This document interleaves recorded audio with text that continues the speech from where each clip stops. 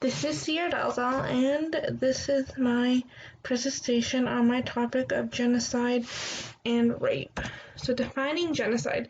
Genocide includes violent attacks with specific intent to destroy in whole or part a national, ethnic, or racial or religious group. We talked about this a lot in class, so I'm not going to dread on it.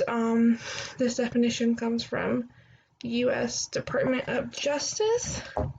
And defining rape. Innovation, no matter how slight, of the vagina or anus with a body part or object, or anal presentation by sex organ or another person without the consent of the victim.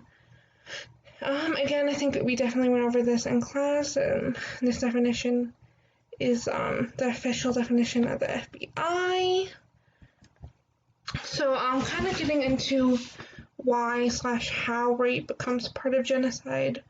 I think definitely part of it is kind of how we talked in class about how genocide starts is dehumanization, a hatred of a specific group for many reasons. It's definitely kind of how rape also comes into play, as it's easier for people to take place into it if they are dehumanizing a certain group and hating them. So it kind of ties in really well with genocide. And that is from making sense of a rape photograph, sexual violence as social performance on Eastern Front.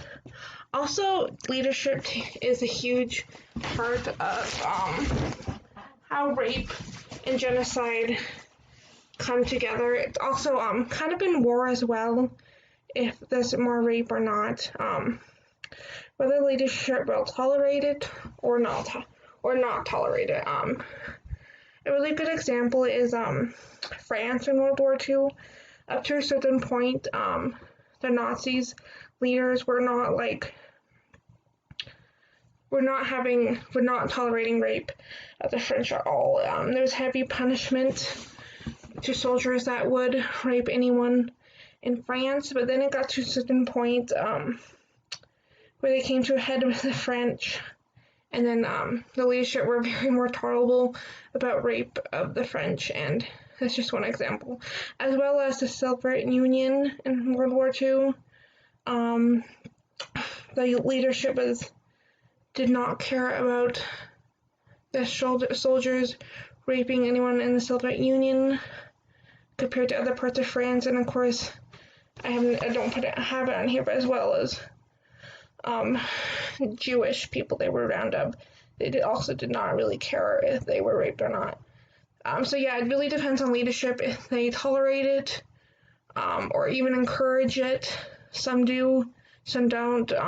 Especially in genocide, they are very much encouraging and tolerating rape of the group they are trying to exterminate.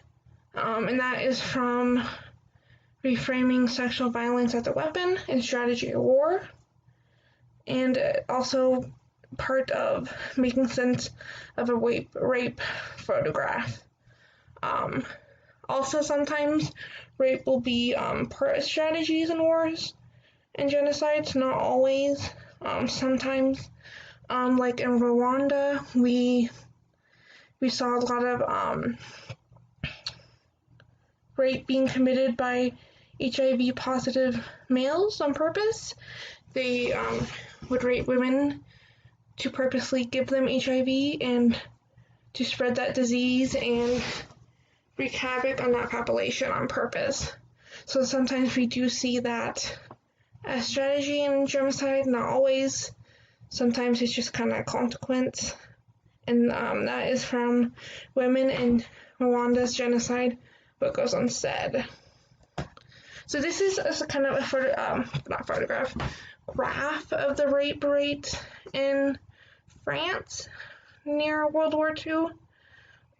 We see take 1942, not really much there, but then in the May of 1944 it really goes up, and that's because after that winter, the winter of 1944, is really when the French and the Germans came head to head, and they were no longer being as cultural, and that's when the leadership was not caring so much about the French